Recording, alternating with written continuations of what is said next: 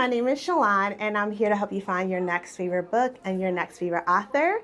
And I am so excited to be here with Kristina Forest, one of my favorite romance authors, to talk about her swoon-worthy romances and her latest release, The Summer Girlfriend, which you should be reading. It's the perfect summer romance beach read. And thank you so much for joining me today. Thank you for having me. Yes.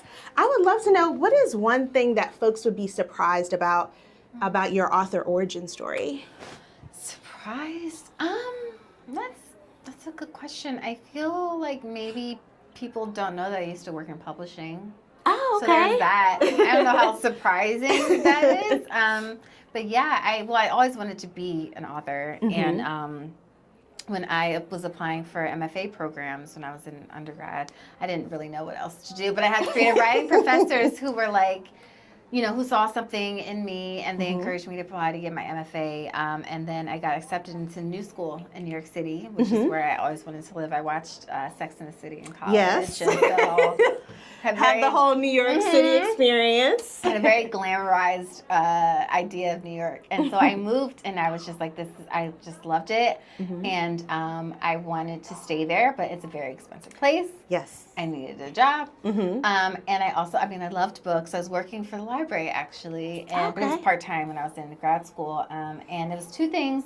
I wanted a full-time job because I needed to stay in New York and I needed money. But also I wanted to learn how the sausage was made. I felt like it was important for me to learn how publishing worked if I wanted to be an author. And so I applied for internships and then, applied for a lot, got called in for an interview for only a few, but then I ended up getting one, which ultimately led to like a full-time job.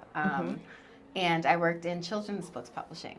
Okay. And I was there all together between my internships and, the different full-time jobs I had for about like 9 years. And then in the middle of that is when, I graduated from grad school. It was a very expensive degree. I was like, I need to get a book deal to make this all worth it. And also, I wanted to be a writer. Yes. I got my first book deal for my YA book. I Want to Be Where You Are is my first YA novel. And from there, I was kind of doing 2 full-time jobs at once for a little bit before I started writing full-time about like 4 years ago. Okay. So that's a long way to say maybe that I used to work in publishing. I don't know if people know that. Yeah. That's really interesting. What do you know about publishing that helps you navigate the system being an author? I don't know. There's some things that, maybe are a little bit elusive to me. But, what I always say is I know what to worry about.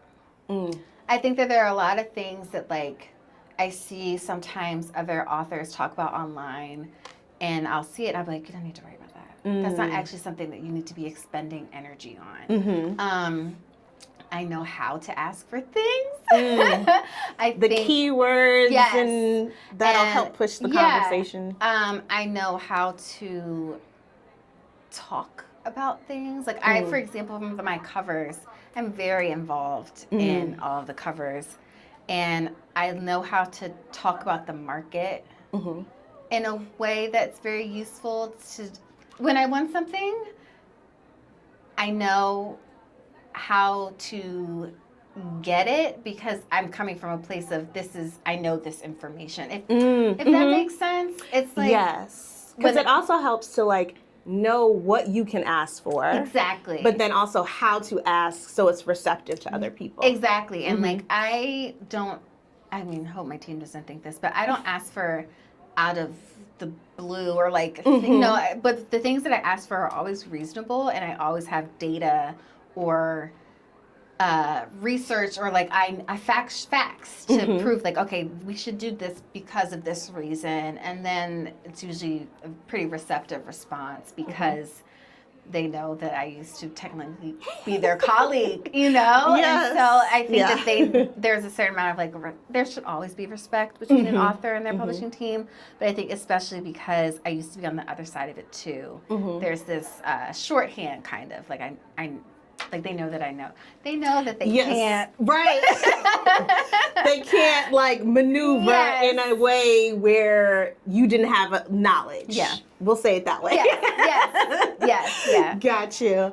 What, as you said, you wanted to be a writer, you're working in publishing, what made you want to start with young adult? Or was it the inspiration of the story or just your knowledge of the market? So when I went to grad school, my concentration was in writing for children. And it's because I was 21 when I moved to New York. And so a lot of what I was reading was still YA. And I was like fresh into my adulthood. Yes. And I really loved Sarah Dessen, and I loved she was like the main person who I was reading. And then once I was in my grad school program, I was reading a lot more YA. I started reading Jenny Han and Stephanie Perkins, and I was reading all these books, and there weren't, at that time, this was 2015, 2016, there weren't many there might not have been in the traditional publishing space, Black teen romance that I can think of. There was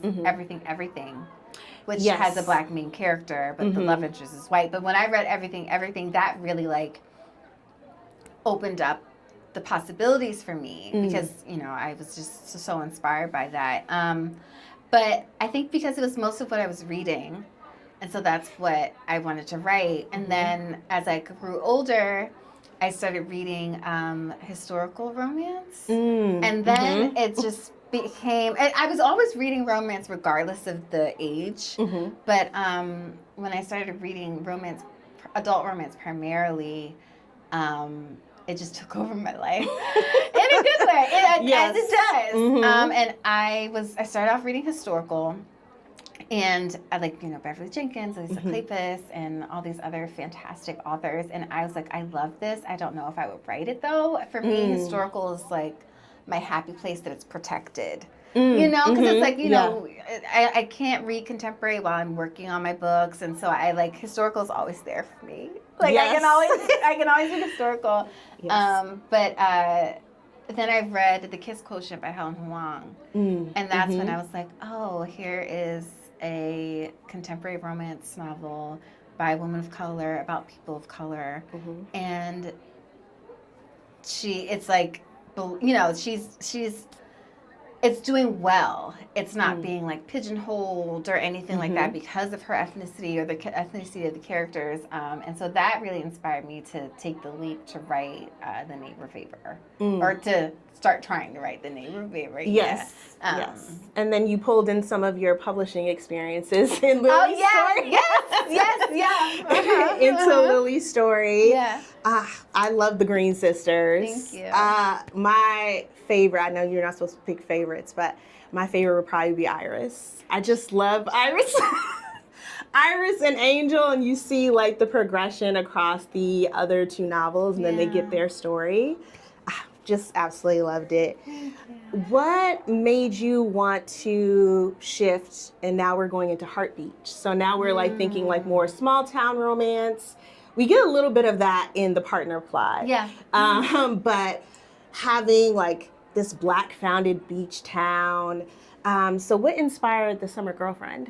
So I just genuinely really wanted to write a summer romance about Black people at the beach. That's what I want to do. And I want to write this new series, and it's about Black people at the beach. And because I got really tired of walking into bookstores during the summer and seeing beach read tables and not seeing any books by Black people, even though there are plenty of books by Black people that can go on those tables. And so I was kind of like, I want to write a book that is undeniably a Black summer romance. And I'm going to put summer in the title. And on the cover. No mistaking where it should go. Exactly. And so it almost initially was a little bit out of spite. But then, sometimes the best ideas come that direction. Because I was actually I was in the very early stages of working on something else. And then I got this idea for Summer Girlfriend, and then I pitched it to my team, and they all really liked it. And so I just wanted to write that story. Like, I'm from a small historic black town in New Jersey, and then in my research, I was finding out about all these other historic black beaches because during segregation, we could only go to certain beaches, and so that was a little bit of history that I didn't even know about, and so. Bruce's Beach in California was a big inspiration for the history of Hart Beach. There's also Chicken Bone Beach in New Jersey. But, I grew up going to, and I still go to the beaches in New Jersey. And whenever I'm there are other black people there too. And I was like, frolicking and having fun. Yes. I'm like, black people go to the beach. And I was just like, I want this book to be out and for it to be very clear that this is a black beach read. So that I love this because it is definitely a quintessential beach read. If you're thinking about what books you bring on vacation or you bring poolside or actually at the beach, like you want something that you can dive into and devour immediately, like you want to fall in love with the characters, and that happens with Noelle and Jeremiah. And then based on what you said, I noticed you also brought your library experience to Noelle's character. With her trying to be a librarian. She's trying to make ends meet. And then she meets Jeremiah by chance, and he needs a girlfriend, and he doesn't have one. So you have all of the tension of like that fake dating relationship. And then, of course, they're going to fall in love in the story. So you wanted to create this black beach read.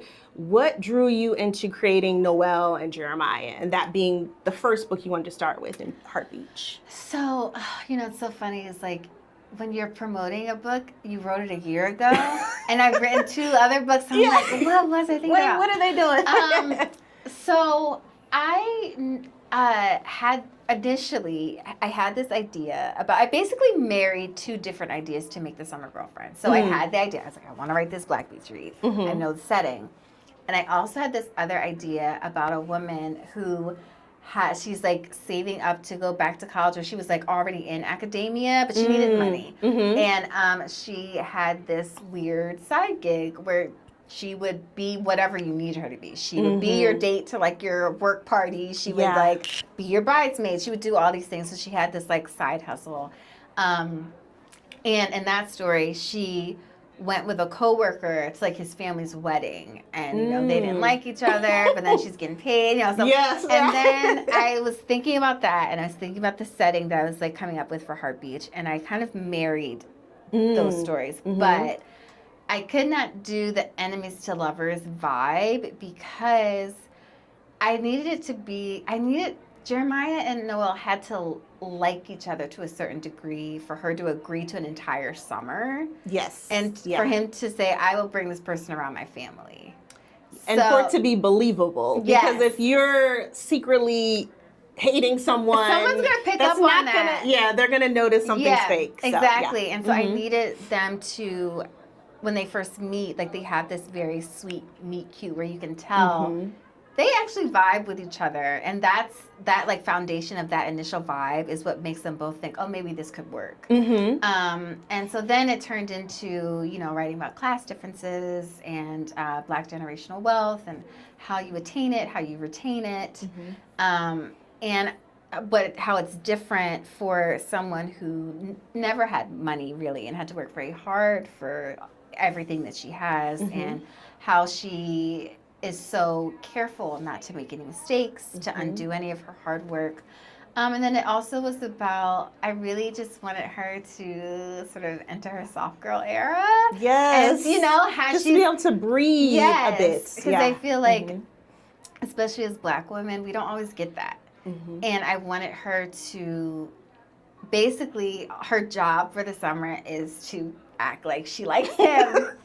You know, and which potentially use his credit card as well. Right. So that way she could look the part. Exactly. So, and he's so generous. And, and he's got different problems. But he has problems emotionally, but not toward her, And so they just basically they work to make each other better, I think is what their vibe is.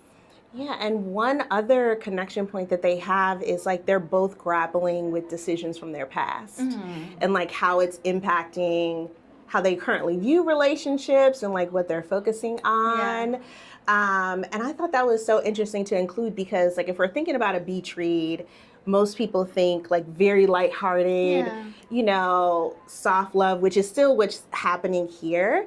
But I feel like their story is a little bit more grounded based on what we know about them. Yeah. Why was it important for you to include that into their stories? I think, you know what's really funny is because I feel like I do that in all of my books, like that emotional, like each character has something that they're trying to work through. And I wasn't thinking about like, so I was applying that same thing that I do to all of my books to this one. The setting is different. And so I didn't realize until after, you know, people were reading it that the comment that I kept seeing was, oh, this was like a lot more emotionally, I forget the word. A little bit more heart-tugging than maybe you initially would expect. Yeah, and I was like, should I take offense at that? No. I don't know. Not at all. But I just think I was doing what I always do. I give characters, because that makes it interesting, especially in contemporary. You have to give readers meaty characters, you know, because there isn't like a lot of fantastical world building or other things to dazzle. You have to dazzle with your characters. That's all you have. And I just kind of did what I always do with my books, but they're at the beach, so it's like a little different. Yeah. But fun in the sun, but then also introspection about where your life is going. Yeah, I think that it's just true to real life. And for all of my characters, I try to. They all have something that they have to work through, because that makes the story interesting. It makes them interesting to each other. So yeah, I really enjoyed that. And then in the backdrop of Noelle and Jeremiah, we also have some very fun supporting characters. So we have all of the Smith family. And then we have Noelle's friends. And can you talk a little bit more about like how you wanted to craft specifically the Smith family as we're thinking about like that Black generational wealth? Because they have like this legacy business that Jeremiah has kind of moved away from. So, and that's a part of contention for the family. It was important to me to make the family feel real, but it was also important to me for them to be kind to each other. I feel like it's so easy to write about a wealthy family and they're all assholes. Yeah. You know? And like, we don't need Succession at the beach. Right. And I was just like, this is about a Black family who, despite the odds, their grandparents built this company and they've kept it in their family and they're keeping it going. And so that was like the love that they have for each other and for what his grandfather built. They have a lot of respect for each other at the end of the day. And I felt like that was what I was focused on. Like, this is a family who built something from nothing and they take a lot of pride in that. And they are not snobs. Right. They're not snobs. They're like very grounded and down to earth. And they do have money. Like Celeste, the mom, I love her. She's just like so fancy fun, and glamorous. Like, you're not going to catch her looking bad. No. You know? She doesn't have bad days like by her parents. But she also makes sure that her kids were raised well. Like, they had summer jobs. They had to learn the value of making their own money. And, you know, of course, there's the nepotism of like, okay, then you also get a job at the company. But like, you know, you still work. You still work for it. Yeah. Yeah. And I just wanted to write about a Black family with money who cared about not only each other, but the community. They care a lot about the community and helping to build up other Black businesses and things like that. And also, you know, just from like a wider perspective, when I'm thinking about like a series, you have to think about who you're building out for the lead of the next thing. So that's always on the back of my mind too. And the next lead is who we think it is, right? As far as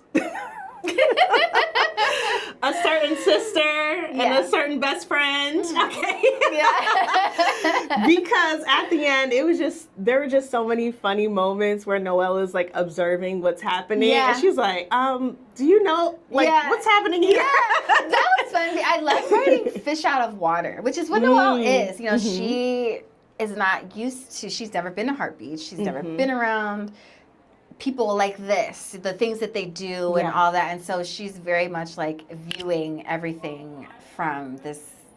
She is who the reader sees this family, this town, everything through. And so I definitely had fun writing the scenes where she's like, okay. Like, it feels very obvious here what's happening, even though they're denying it. Yeah.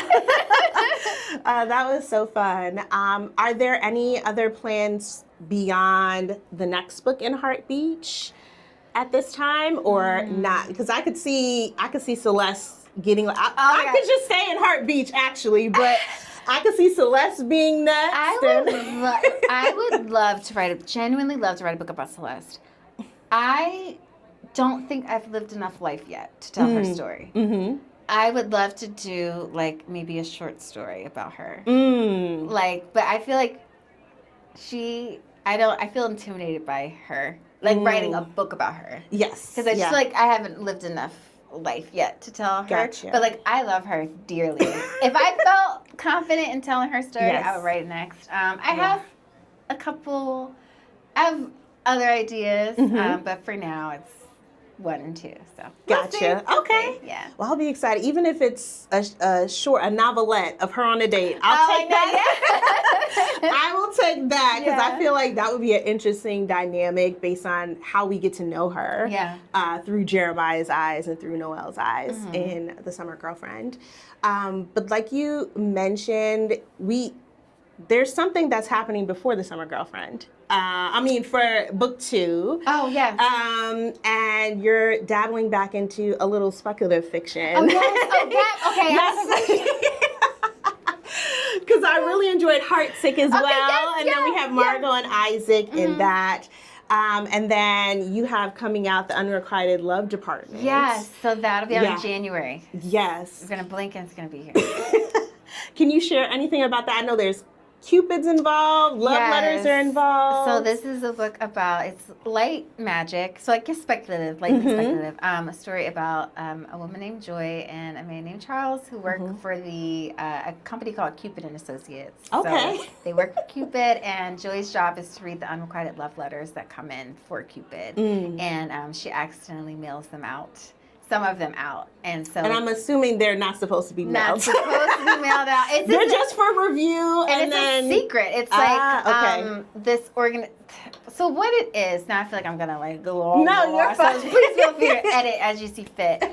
But throughout the country, there, like how we have our regular USPS postal mail drops.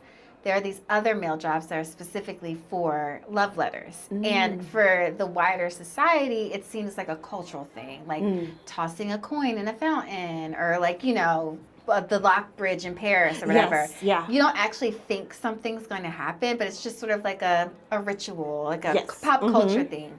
People don't know that these letters are actually read by people who work for this company that to the outside world is like just a consulting firm. But there's a team of people who are reading these letters, and Cupid is reading.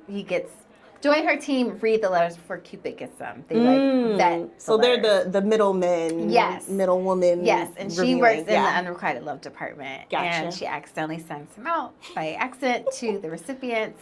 And Charles, who is her coworker in a different department, his job is to fix problems, and so they have to team up. They also can't stand each other, and so they have to team up and go on a road trip up the Northeast to retrieve these letters. And they can't fly because. Oh wait, now I'm getting into too much of it. But they go on a road trip. So there's a road trip involved. A road trip, okay. Oh, I love that. Because then you have to get the forced proximity of it all, and you have to be stuck together for longer and resolve your issues. Yeah. That sounds so fun. And then it'll be coming out right before Valentine's Day, which yes, is even January better. 5th. It was actually, and then please feel free to edit this out too. My editor's like, why would you say that? It was actually supposed to come out the week before Valentine's Day, but they got moved up. They got moved out by a month. So I was like, oh, okay, that's fast. Well, I was about to say that's great for me, but I don't have anything to do with writing or editing. I mean, my job is not different. I mean, on their end, I'm sure printer stuff, but like in terms of my deadlines, it's all the same. So I was like, if that's what works for you, please feel free. Yeah, because then it'll give an opportunity to get a little bit more buzz the closer you get to Valentine's Day, which will be really nice. Yeah. Yeah. Now, if you think about just like your work and like your approach to storytelling, and you were to overhear a reader and they're raving about your work, what 3 words would you want to hear? Oh, that's a good question. What I want to hear versus what I usually hear. Yes. You could share if it's different. No, I feel like it's about the same. I feel like it's sweet a lot. But I would say sweet, definitely. Heartfelt, warm. I hear that, and that's what I want. So I feel like that they line up. Yeah. Yeah, I definitely think so. I know, like when I'm going into one of your books, like it's just gonna feel good, and I love that, especially if we're thinking about Black romance. Like that runs the gamut. You could have any different version of Black romance, but I love when I know yours are coming because I'm like, I know I'm gonna feel the heart tug. I know I'm gonna feel the love between the main characters. Yeah. Oh, thank you. Yes. Well, thank you so much for joining me. Thank you for having me. I appreciate it. And everyone, if you haven't read The Summer Girlfriend, you need to fix that immediately. It's so good. But thank you for joining me. Thank you for having me. Yay.